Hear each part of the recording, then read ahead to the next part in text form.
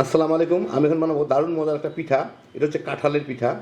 তৈরি করা খুব সহজ, খাইতে যে কি মজা একবার বানালেই বুঝবেন। তা আসলে নাকি শুরু করা যাক।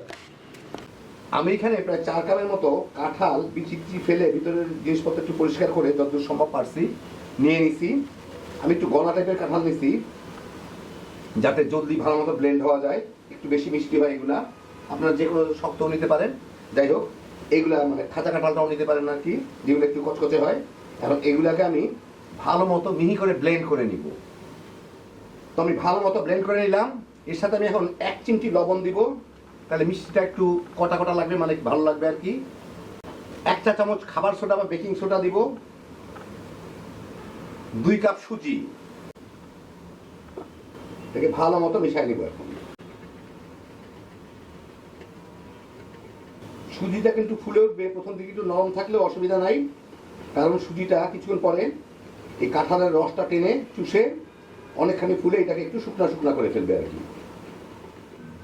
ভালো মতো ঘুটে মিশিয়ে নিলাম। দেখেন এর মধ্যে কিন্তু ফুলা শুরু করছে, যথেষ্ট পরিমাণ ফুলে গেছে রস চুষে, মানে সুজিগুলা। যাই হোক, এখন আমি এটাকে 10-15 মিনিট একটু ঢেকে রেখে দিব, যাতে সুজিটা ভালো মতো ফুলে যেতে পারে আর কি, ভালো মতো রস চুষে ফুলে যেতে পারে।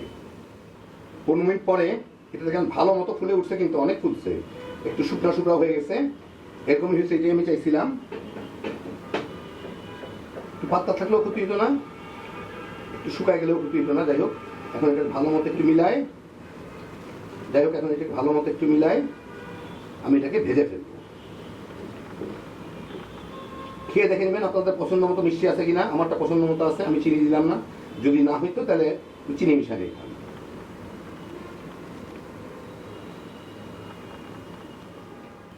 আমি একটা কড়াইয়ে কিছু তেল গরম করে মাঝারি আঁচে গরম করছি। আমি ওর মধ্যে এগুলাকে ছোট ছোট করে দিয়ে ভেজে নেব।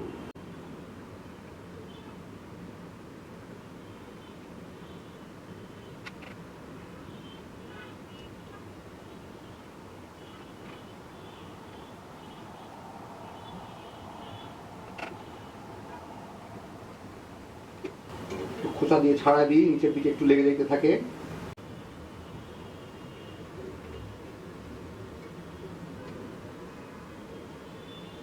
বাস, এখন এটাকে নেড়ে চেড়ে উল্টা পাল্টা বাদামি করে ভেজে নেব।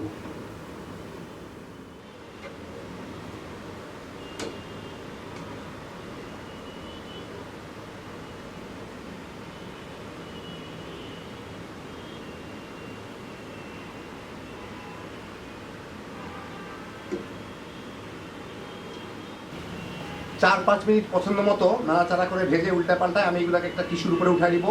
একটু কম বাদামি থাকতেই উঠাইতে হবে, এটার কালার কিন্তু আরেকটু পরে আরেকটু ডার্ক হয়ে যাবে। এইভাবে বাকি সবগুলোকে আমি ভেজে নিব। তো এই দেখেন হয়ে গেল আমার দারুণ মজার কাঁঠালের পিঠা। খুব সহজ তৈরি করা, দেখলেন।